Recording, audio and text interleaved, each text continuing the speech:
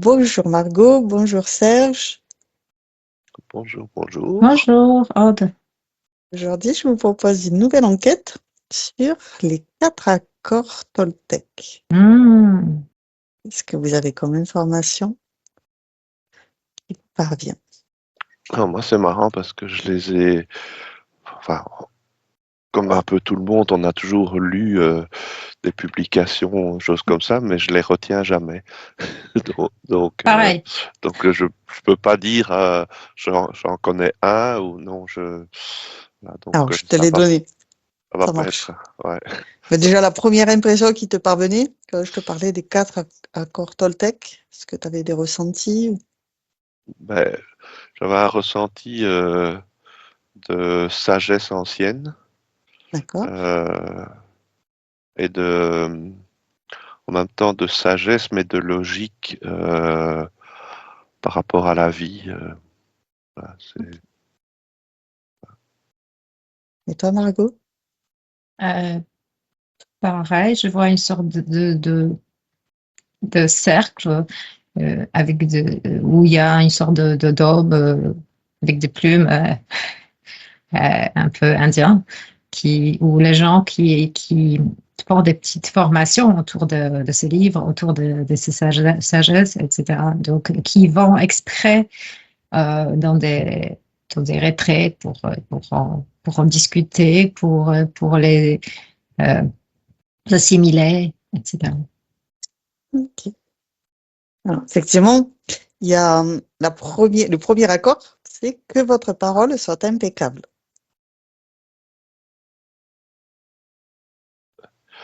marrant parce que juste avant que tu le dises, j'avais aussi voilà, comme un sage au milieu d'un cercle et je le voyais prononcer, voilà, ayez toujours la parole juste. Mm. Donc, voilà, c'est arrivé, le contact est fait. Ok. Margot? Ah, ça me parle beaucoup de la vibration de la parole. Ouais. Ah, ça me fait beaucoup d'émotions. La vibration de la parole et que, en fait, on est comme noyé dans une sorte de bavardage qui crée une sorte de chaos, de confusion. Et réapprendre à avoir la parole juste, c'est comme, c'est pas juste, ça ne concerne pas que la parole, c'est comme si ça nous aidait à harmoniser l'énergie autour de nous. C'est comme si la vibration de la parole juste, elle réharmonisait nos relations et notre environnement Ouais. énergétique. Donc, c'est important. Oui. Et donc, on explique aussi que cet accord pousse à prendre conscience de la puissance de nos mots et à être attentif à la façon de les utiliser. Un peu comme si Ouais, la parole était une arme. ouais, C'est pas comme une arme, mais c'est comme si elle créait une sorte de matrice. C'est comme si elle était. En fait, les gens ne se rendent pas compte à quel point la parole est créatrice, à quel Mm. point dire quelque chose, exprimer, ça, en quelque sorte, ça aide à se matérialiser. Donc, si on parle de choses négatives, bah, ça aide aussi à se matérialiser. Donc, ça veut dire Ouais. que avoir cette parole juste, ça aide à harmoniser l'énergie autour de nous et faire Mm. attention à ça. C'est vraiment comme une sorte d'un art Oui. particulier, d'une sorte de justesse aussi. Et si tout le monde l'apprenait, c'est comme si l'énergie autour de nous, qui est assez chaotique actuellement, ce serait vraiment réharmonisé, équilibré. C'est assez incroyable de voir ça. Mm. Serge, tu voulais développer? Moi, c'était sur le point bavardage, donc il fallait mesurer ses paroles, mais aussi bien en qualité qu'en quantité.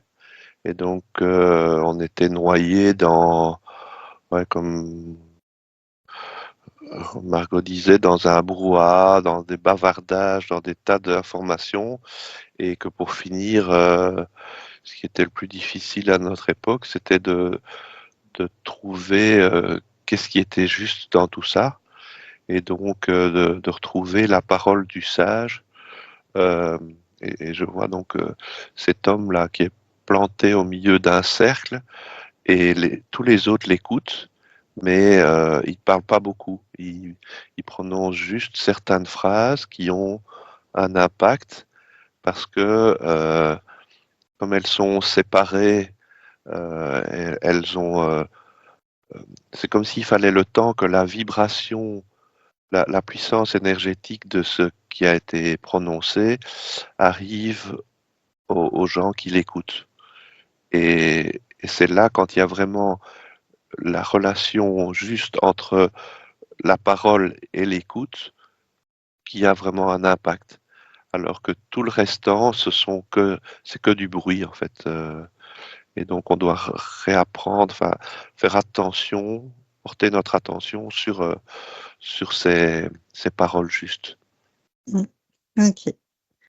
Je vois Oui, aussi, Margot. comme tu vois, comme une sorte des labyrinthes, fait des fils, des trucs, des ficelles où tu es perdu, où où les gens sont perdus parce que ça crée un espace labyrinthique des désorientations. Si on est dans ces bruits, des paroles, des trucs c'est assourdissant. Et les gens, c'est comme si ça créait cet effet d'être perdu.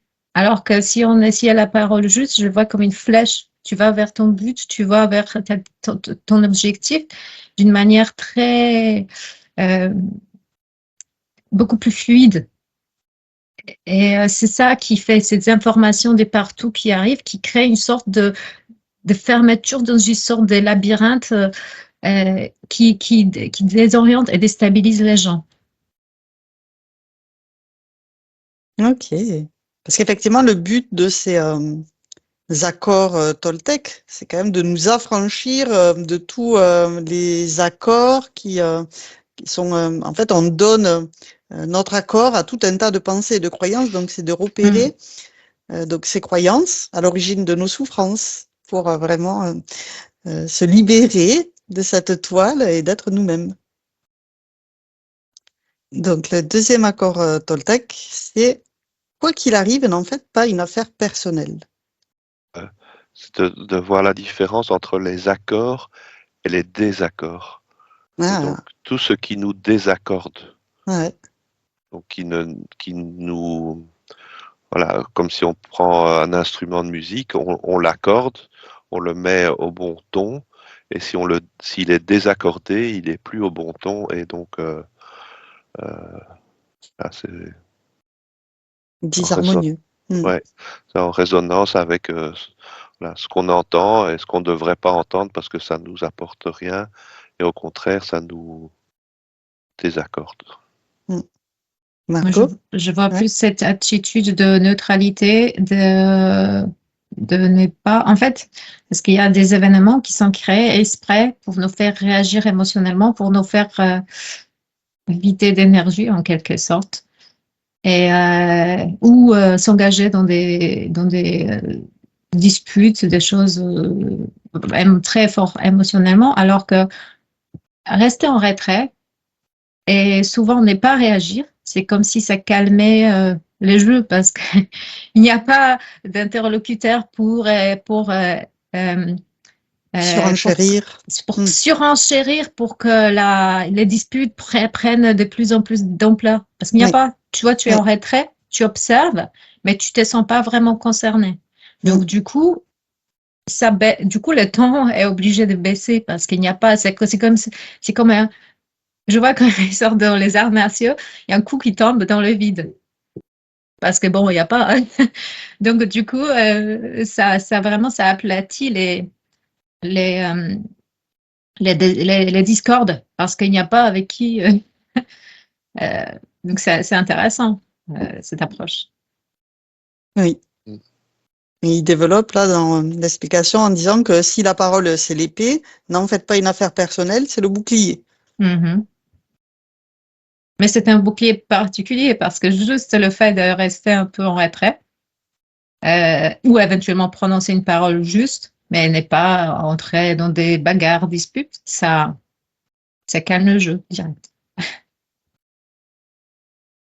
Oui.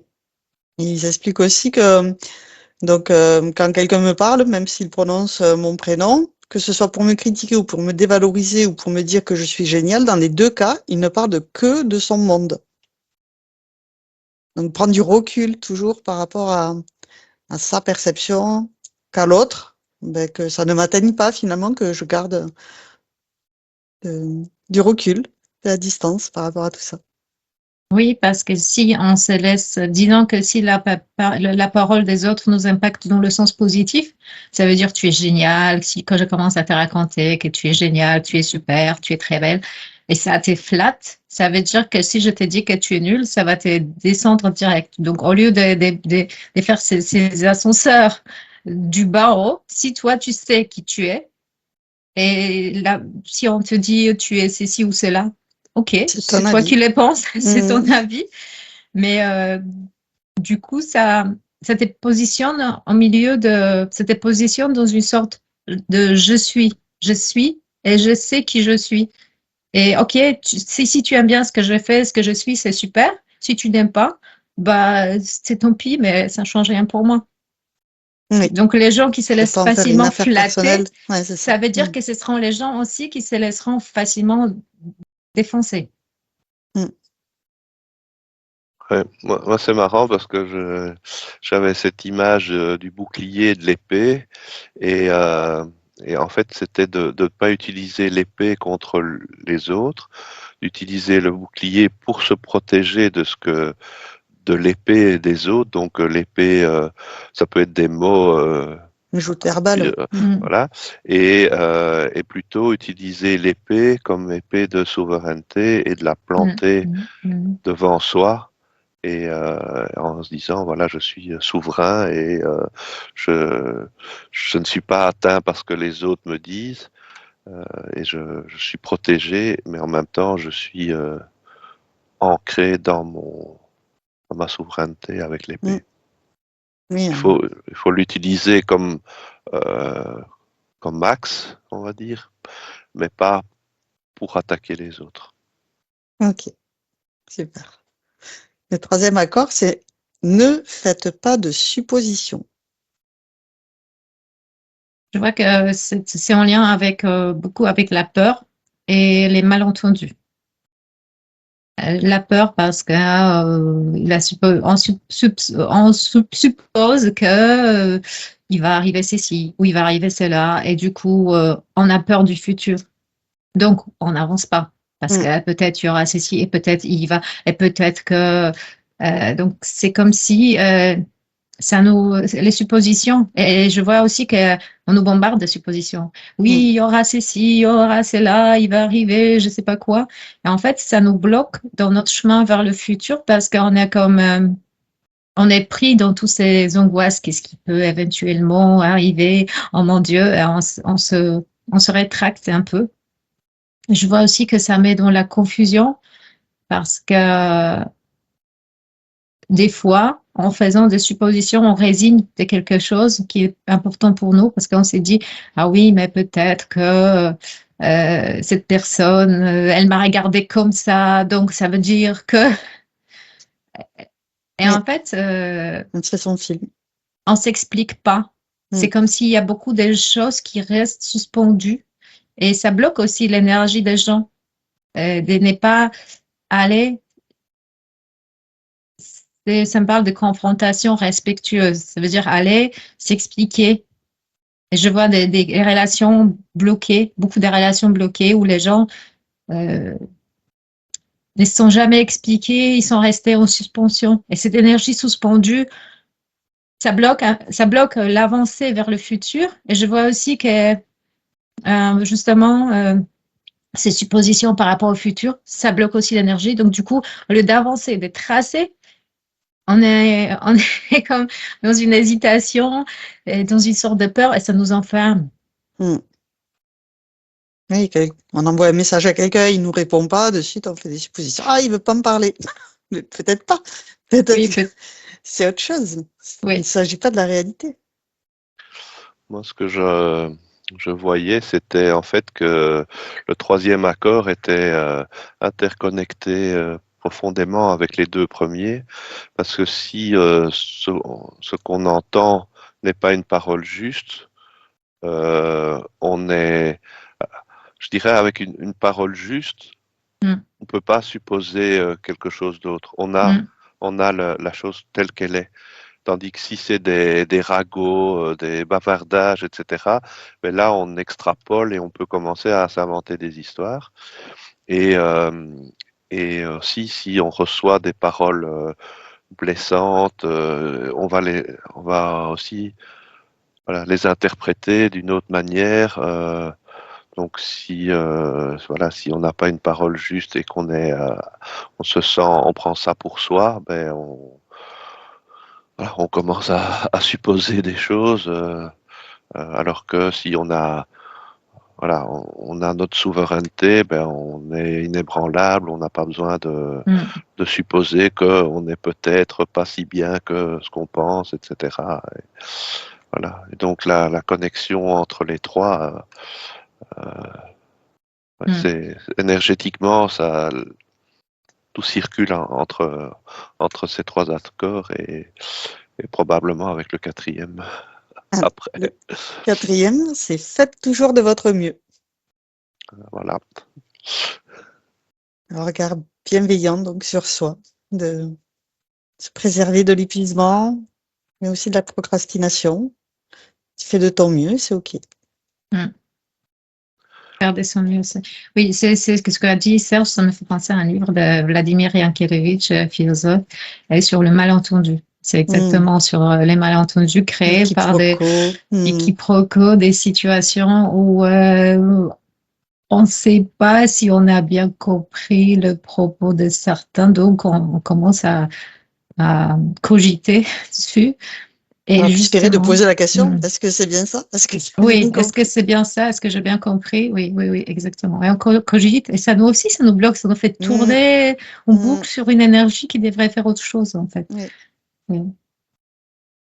Faire de son mieux, c'est aussi euh, n'est n'est pas vivre dans la culpabilité, dans le reproche, parce que j'ai fait ce que j'ai pu. J'ai pas pu exactement. faire plus, j'ai pas pu faire. C'est ça. J'ai pas fui une situation, je l'ai pas évité. Je suis allée C'est au ce que bout, je j'ai fait pouvais. ce que j'ai pu.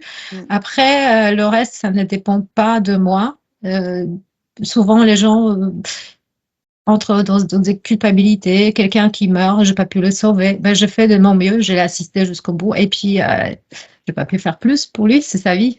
Je ne suis pas mmh, responsable. mmh, Donc, de ne pas se prendre des responsabilités, sauvetement, mmh.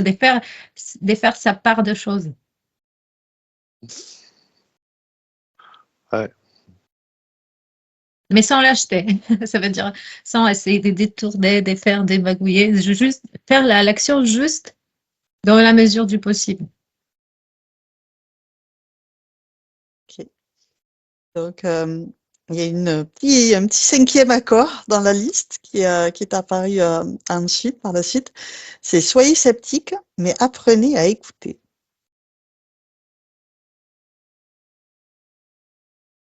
Ouais, là, ça revient au début où je voyais cet homme qui parlait au milieu d'un cercle et en fait, voilà, je voyais la tête des personnes assises dans ce cercle qui avaient comme leçon d'apprendre à écouter ce qu'on disait, mais à être pleinement dans l'instant à partir du moment où la parole est juste.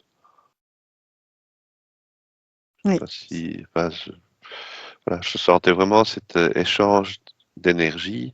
La parole est donnée et les autres la reçoivent, mais c'est des paroles voilà, bien précises et qui ont un impact précis sur les gens parce que depuis le départ, c'est juste ce que oui, je voyais. Moi, je vois plus que ça parle du fait de ne pas se laisser facilement emballer, enflammer, parce que quelqu'un est venu, par exemple, quelqu'un vient, vous présente un super projet, vous êtes, oh, mais c'est génial et tout ça. Mais en fait, il s'avère peut-être que ce n'est pas aussi génial que ça. Donc, rester sceptique un petit peu en retrait, accueillir ça et se dire, OK, qu'est-ce que j'ai compris, qu'est-ce qu'il a dit, etc. Est-ce que c'est juste pour moi? Donc, n'est pas tout de suite foncer dans.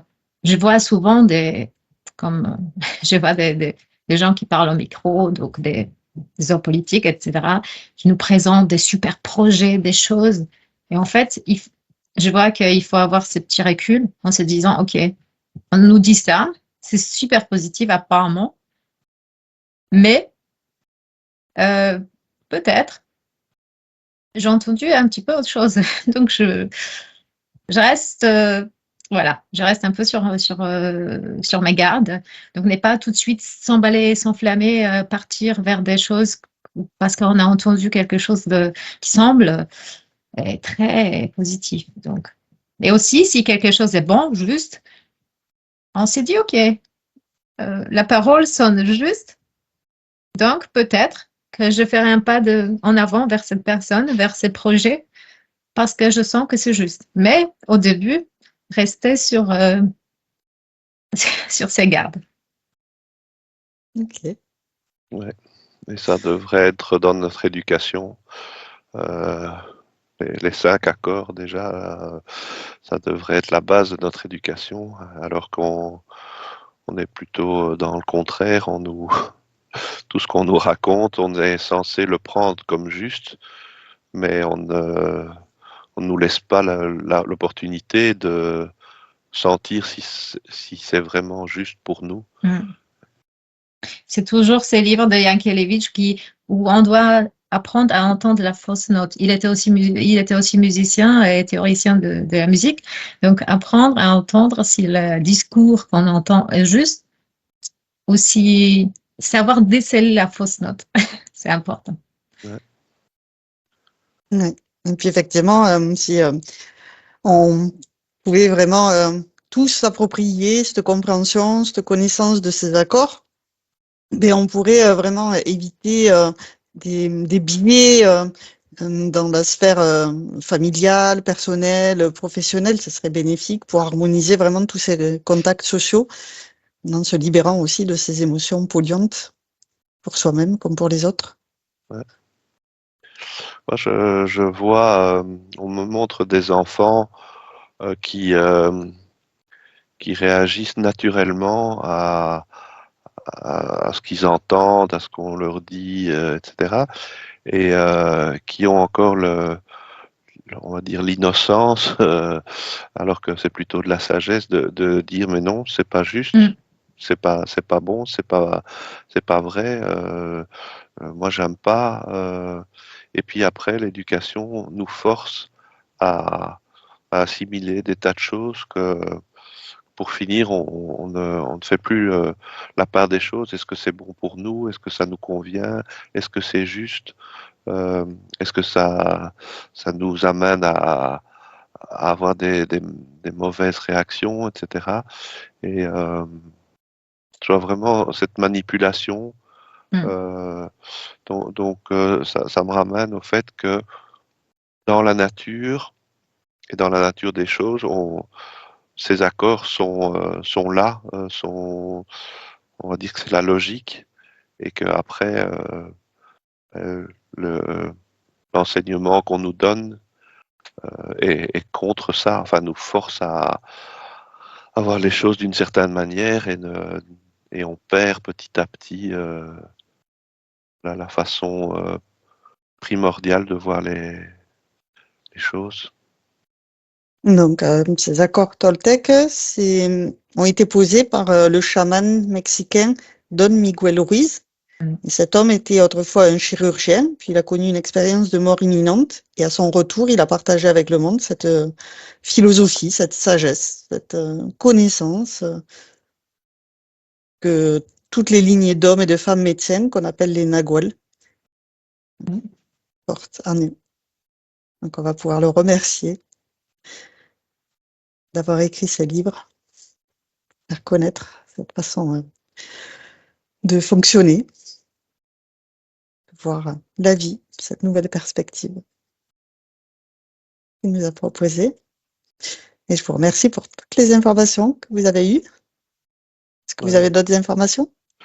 Ouais, moi, j'ai vraiment le mot primordial, donc ça vient de la sagesse primordiale et ça serait en nous, mais ça serait, comment dire, ça serait manipulé par la suite et donc on perdrait cette sagesse ouais, initiale, primordiale. Parce que dans l'enfance, en fait, on fait confiance à nos ressentis. Et si tu vois des choses et tu dis, mais je fais ça, et les parents te disent, non, non, c'est pas ça, en fait, parce qu'ils essayent aussi de un peu maquiller la réalité. Et c'est comme Serge a dit, l'enfant a compris quelque chose, il dit, mais c'est pas vrai. Et les parents disent, non, non. Du coup, il perd cette confiance en ce qu'il ressent, ce qu'il reçoit. Et c'est là que la connexion commence à se perdre. Il y a aussi des parents modernes qui justement gardent l'enfant connecté, lui disent voilà, c'est ton ressenti, c'est très bien, mais c'est vraiment des parents évolués. Habituellement, les parents essayent de un peu faire avec le réel et l'enfant commence à perdre la confiance en ce qu'il ressent. Et c'est ça, il faut se reconnecter à cette justesse, à la, à la note juste, comme dans la musique. Ouais. Et ça me met en parallèle avec un ami dont la petite fille a, bon, c'est un peu tôt pour le décider, pour le voir, mais elle aurait l'oreille parfaite. Mm. Et en fait, elle écoute des chanteurs à la radio, ou choses comme ça, et elle dit, ah, celui-là ou celle-là, elle chante pas juste. C'est pas bon, il y a une erreur là, et bon, le commun des mortels, en fait, ne l'entend pas, mais elle l'entend. Et, euh, et il faut justement qu'on lui laisse la possibilité de s'exprimer, mais en dehors de l'éducation des parents, c'est tout le système d'éducation qu'on nous impose qui devrait, parce que même si les parents sont ouverts et laissent la parole aux enfants et approuvent ce qu'ils expriment, voilà, par la suite, on nous fait rentrer dans un système éducationnel qui est, voilà. Comme tu disais tout à l'heure, Margot, le labyrinthe. On nous pousse dans un labyrinthe et puis essayer d'en sortir, mais il y en a très peu qui arrivent à. Il y en a beaucoup qui sont perdus pour toute leur vie dans le labyrinthe. Le labyrinthe des idées fausses, des paroles qui ne sont pas justes, etc. Des mensonges. Mm. Faire le tri entre ce qui est vrai et ce qui n'est pas. Oui, tout à fait. Ok.